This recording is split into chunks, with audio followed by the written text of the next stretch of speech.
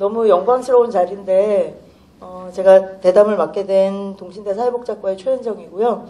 오늘 멀리서 서울에서 오셔서 이 자리에서 이제 치료자로서의 경험을 말씀을 들려주실 김 박사님 소개해드리겠습니다.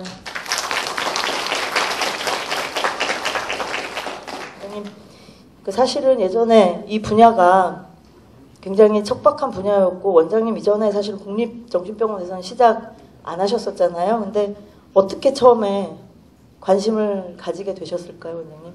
처음 하게 된 계기는 아마 1년차 때 1977년도 1년차 때 2년차 1년 위에 선배님들이 알코올 환자하고 집단 치료하는 걸 보면서 충격을 받았어요. 너무 말들을 잘하는 환자들인데 어떻게 저렇게 말 잘하는 사람하고 집단 치료를 이끌어가는가 경이로운 마음. 알코올 환자는 두려울 정도로 말을 잘하고 있었고 우리 선배님들은 사실 2년차지만 뭐 압니까? 모르지. 근데 아는 척하면서 앉아가지고 뭔가 그룹을 이끌어가는 거 보면서 조마조마한 마음으로 쳐다보면서 1년 선배님들의 그 고군분투하는 모습을 보면서 치료자의 아이덴티파이 했던 것이 시작이었던 것 같아요. 그때 서울대학병원에 신경과에 실습을 갔는데 이상복 교수님이라고 독일의 정신과 의사와 신경과 의사로서 존경하는 교수님이어서 어떻게 치료하는지 구경하고 있었는데 약물 중독 환자를 치료하는데 멋있게 이렇게 처방하시더라고요.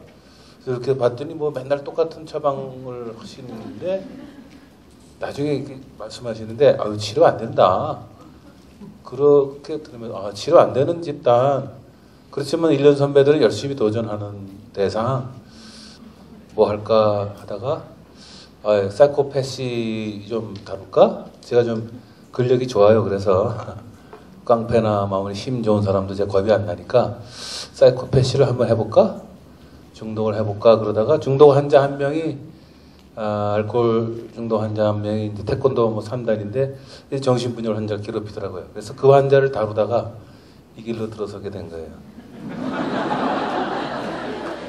예, 잠깐 여기서 제가 원장님하고 7년 일했다고 아까 말씀드렸잖아요. 히로뽕 이런 거 하시는 분들. 원장님께서 남자 환자를 한 손으로 이렇게 그분 두 팔을 이렇게 한 손으로 가만히 잡으시고 따라 들어오시면 돼요. 그리고 예, 얼굴에는 미소를 짓고 이렇게 한 손에 그 사람의 두 팔목을 이렇게 잡으시고 이렇게 살며시 데리고 들어오세요. 그래서 그런 게 있었구나. 예. 원장님 운동도 좋아하시고 그래서 이제 초기에 굉장히 힘드시고 사실은 그렇게 큰 모델링이 원장님께는 없었는데 사실은요. 근데 이제 그래도 원장님께서 도움을 받으셨다든지 도움이 되신 어떤 책이라든지 어떤 사람이라든지 있으셨을까요? 도움을 줄 수 있는 사람은 없었고요. 물어볼 사람도 없었고 전공을 선택한다고 말했을 때에 다 반대하죠. 왜? 반대가 심했고 마침 미팔군 병원에서 그 중독 환자들이 쓰는 매뉴얼이 있었는데 참 훌륭했어요.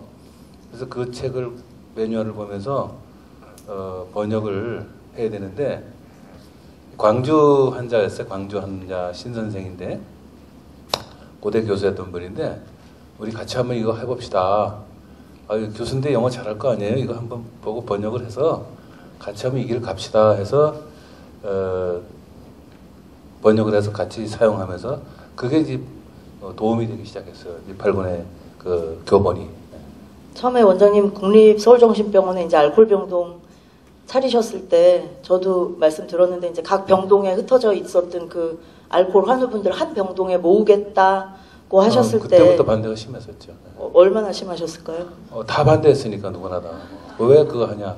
유일하게 한 번이 도와줬는데 박경호 선생님이 돌아가신 선배님이신데 미국에 방금 유학 갔다 와가지고 알코올도 정신과에서 치료한다. 효과적으로.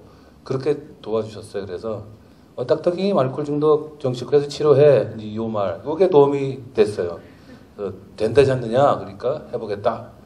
물론 텍스트도 없고 저널도 없고 아무것도 가진 게 없지만 무조건 시작을 한 거예요. 무조건. 그래서 이제 중독 환자들 국립정신병원에서 보시기 시작하면서 그래도 좀 나름대로 원장님께서 어떤 확신을 가지신 계기나 그런 어떤 상황이나 장면이나 막 이런 것이 있으셨을 것 같아요. 아일랜드 신부님을 초청해서 학회 간부들한테 이제 한번 발표를 하게 했어요.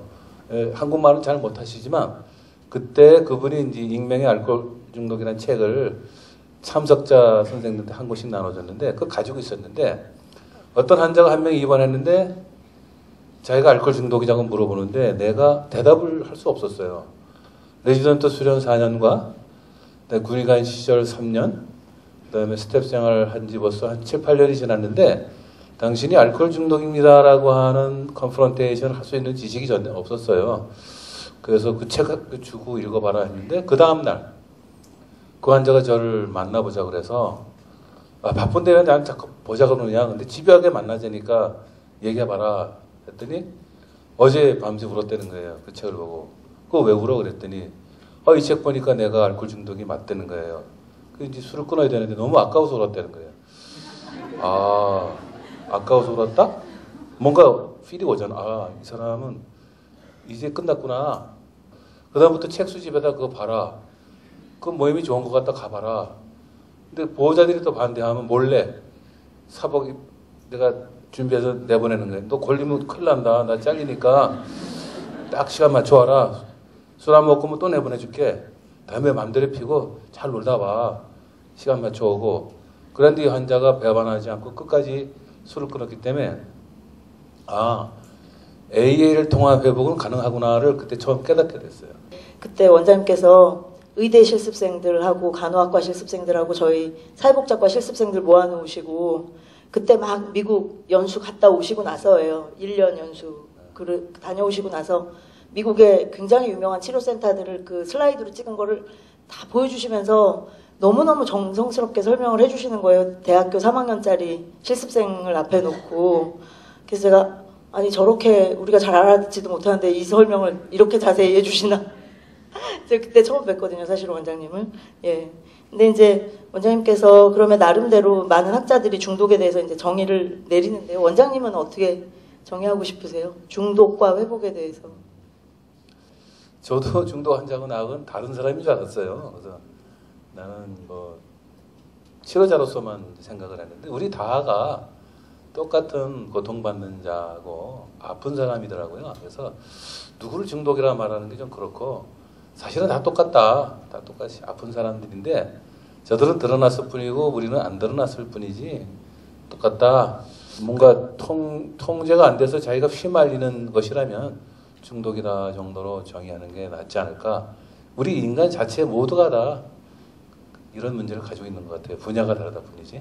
원장님께서도 평생 중독 환자 보셨으니까 치료자로서의 관점이 좀 어떤 변화가 되신 경험이 있으실까요, 원장님? 환자를 통해서 배우는 거니까 중독 치료 방법을 전혀 모르는 상태에서 술도 먹어본 적이 없고 약도 해본 적이 없고 뭐 연애해본 적도 없고 해본 게 있다면 의사 한 거밖에 없는데 어떻게 고치냐 물어보죠. 그럼 이렇게 고쳤어요, 저렇게 고쳤어요. 고민이 뭐 있습니까? 하면 아내가 떠나는데 안 와요 라든가 뭐 그러면 언제쯤 올까 같이 의논하고. 그런데 저기 아내가 언제쯤 올지 좀 알아봐 달라는 거예요. 미국 가면. 네 미국 가면 알아봐 줄게. 그래서 사람들이 물어보니까 한 번 간 여자는 안 온다는 거예요. 그래서 한 번 간 여자는 안 온대. 환자를 통해서 배우고 환자의 질문을 통해서 배우고 또 환자의 대답을 통해서 알게 되고. 그래서 선생님은 환자였다 그렇게 생각합니다. 정말 이 환우분들을 치료하는 거를 좀 그만둬야 되겠다 혹시 그러신 적이 있었으면 어떻게 좀 그 상황을 극복하고 넘기셨는지 그 말씀을 좀 해주시면 좋을 것 같아요. 12단계라는 게 12단계에 녹아있는 하나님의 어떤 원칙 그런 것들이 사람들로 하여금 근본적인 회복을 일으키는구나. 근데 이제 설교를 만들어 가다 보면 12단계의 정신이 다 묻어 있어요. 그래서 12단계 참 잘 만든 거예요. 그래서 뭐 교회 안 다니는 사람들은 12단계만 열심히 파도 술을 끊을 것 같아요.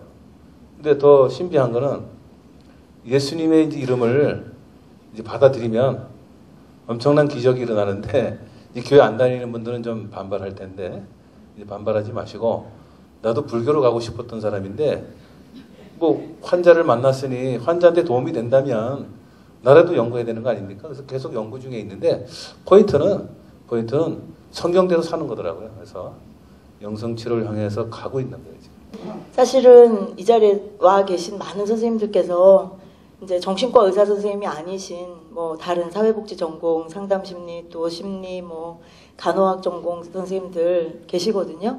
그래서 이런 그 선생님들께 원장님께서 격려의 말씀을 한번 해주시면 좋을 것 같습니다. 예. 1986년도에 제가 처음 할 때는 아무도 하는 사람이 없었고 뭐 후배들 우리 이정훈 선생도 와 계신데 뭐 선배님 저기 중독 어떻게 고쳐요? 뭐 그러면 중독 이렇게 고치지 뭐 이렇게 조금씩 아름아름했는데 이제는 뭐 굉장히 많아져서 너무 고맙고요. 처음엔 제가 중독 환자 볼 때 부담이 너무 컸어요. 내가 병동에서 내보내면 죽으러 보내는 거기 때문에 너무너무 부담되는데 요즘은 너무 쉬워. 그거 다사랑 가봐. 뭐 저기 어디 뭐 개요병원 가봐. 용인 가봐. 거기 다 센터 있으니까 나한테는 안 와도 돼.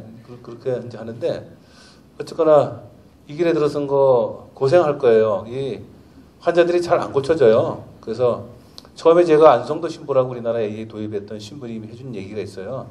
딱딱임, 당신 책임질려 하지 마라. 이 책임은 본인이 지는 거야. 의료인들은 내 책임이다 생각하거든요. 환자는 내가 고쳐야지 하는데 애초에 그 안성도 신부님이 나한테 했던 얘기가 아유 자기들이 고치는 거지 딱딱임은 그 책임지려고 하지 마. 번아웃 될까 봐 걱정하신 거예요. 처음부터.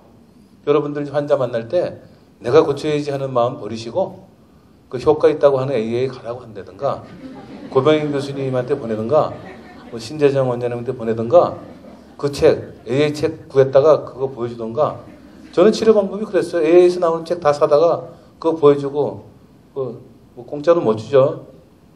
뭐 10,000원에 사다가 10,000원에 파는 거예요. 이것도 사람들 오해하더라고. 무슨 책 장사든지. 그래서 10,000원에 사다 10,000원에 파시던가 뭐 그렇게 하면 되는 거니까 너무 이렇게 책임감 느끼지 마시고 이들을 통해서 우리가 배울 수 있는 것은 나도 문제가 있다. 나도 문제가 있다는 것을 한번 생각해 보시기 바라고 원가족의 문제는 결국 많은 문제의 뿌리라는 걸 알게 돼요. 뭐 중독이라는 게 무슨 뭐 유전성이 있다라고 말하지만 그 양육 과정, 패런팅 과정에서의 왜곡된 게 굉장히 많이 섞여 있거든요. 그래서 뭐 프로이디안, 그 넌 프로이디안도 있겠지만 결국 원가족의 문제를 해결하는 게 핵심 포인트더라고요. 아까 고병 교수님이 얘기했던 코디펜던시 문제 이것도 핵심이고 그래서 회복, 레커버리라고 하는데 우리가 다가갈 수, 진정한 레커버리를 향해서 갈 수 있다는 게 축복이니까 고생하시더라도 나를 고치시고 내 주변 사람을 고치시고 자녀에게 훌륭한 양육을 해줄 수 있기 때문에 보상 크다. 그걸 격려해드리고 싶습니다. 그러니까 치료 프로그램이 있는 그런 병원에서 해결할 수 없는 것이 현실인데 지역사회 협력기관과의 협력작용을 통해서 누가 노력을 더 해야 될 것 같은가. 예, 일선 관계자냐, 병원에 계신 치료자 선생님들이냐, 또는 이런 센터장 선생님들의 역할인가, 뭐 이렇게 질문 주셨거든요. 제가 다 사실은 해서 상당히 고쳐보내는데 자신 없으면 보내세요. 근데 왜 끼고 있는지 모르겠어요. 제일 불만이 대학병원이 제일 심해 그런 게 예를 들어 서울대학병원 같으면 뇌를 리서치하고 찾아내고 하는 진단까지 할 수 있을지 몰라도 치료나 회복에 들어가서 할 수 있는 건 없어요. 거기서는 시스템이 안 돼 있는데 대학병원에 가면 거기서 꿀먹은 병원이 끝 회복으로 보내지 않아요. 그 다음에 센터에 가면 센터에서 끝 해서 그러지 마시고 연계를 해서 되는 건 직접 하시고 안 되는 건 후송 체계를 해서 환자가 고쳐주게 해야지 내가 무조건 끼고 있는다고 되는 게 아니거든요. 그래서 내가 안 될 때는 다른 데 보내서 이렇게 회복의 기회를 주는 게 좋지. 여기 경영자는 안 오셨을 것 같은데 경영자 눈치 보지 마시고 과감하게 내보낼 땐 내보내고 모임 보낼 땐 보내고 그다음에 다른 병원 보낼 땐 보내세요. 저는 이제 진주정신병원에 취업 한 1년, 2년 했었는데 당연히 어려우면 성유한 가라. 왜 잘하는데 보내주지 않고 물론 저한테 보내줘 제가 잘 해드릴 수 있어요. 그래서 잘 치료하는 시스템으로 보내줘야지 끼고 있지 마세요. 네. 그게 제가 해줄 얘기. 그리고 마지막 질문이 알코올 중독 환자들의 몇 가지 성격적인 특징이 있는데 이제 예를 들어서 그렇게 논리적이고 따지시고 그런다. 이제 여자 환우분들 이제 술 드실 땐 안 그러신데 병원에 들어오시면 뭐 이제 술 깨시고 나면 굉장히 외모에 신경 쓰시고 뭐 화려한 거 좋아하시는 분들도 많고 이런 뭐 특징들이 있는데 목포중앙병원에 계신 선생님 질문 주신 거예요. 그래서 이런 성격적인 특징이 어디서 오는 것인지 궁금하다 그러셨어요. 뭐 알코올 자체 때문에 왔다고 볼 수는 어렵고요. 이제 알코올리즘이나 역기능 문제가 한 대를 이어서 오기 때문에 거기서 오는 많은 패런팅의 왜곡이 굉장히 많거든요. 아까 이제 고병 교수님도 얘기하셨지만 공동의존이라든가 그래서 그런 많은 것들이 왜곡된 성격을 가져오는 것 같아요. 근데 이것을 병으로 접근하면 당신은 이런 병을 가지고 있으니 고쳐라. 술을 끊기 위해서는 당신 성격을 완전히 바꿔야 된다. 이렇게 이제 대전제 조건이 붙기 때문에 그걸 받아들이는 사람은 자기의 성격을 고쳐요. 예를 들어서 치료자가 아무리 노력해도 못 고칠 거지만 본인이 나는 고쳐야겠다고 마음먹는 한은 고쳐지는 거니까 포기하지 마시고 그 사람이 가지고 있는 증상에 대비해서 당신 결국 고치려면 성격 바꿔야 되는 거 아니냐? 하면 잘 따라와요. 안 따라오면 그건 못 고치는 거니까 신경 쓰지 말고 냅두시면 되는 거예요. 그래서 그렇게 하는 게 좋을 것 같아요. 네, 원장님 마지막으로 꼭 해주고 싶으신 말씀 있으시면 부탁드립니다. 뭐 고맙죠. 여러분들 많은 분들이 이 분야에 들어와서 번아웃 되신다고 그러는데 번아웃은 고통이죠. 고통이 있으면 거기에 또 좋은 어떤 회복이라든가 성장이나 그런 게 있으니까 고통을 싫어하지 마시고 고통을 즐기면 반드시 좋은 일이 온다. 그렇게 말씀드리고 싶습니다. 네, 감사합니다. 마치겠습니다.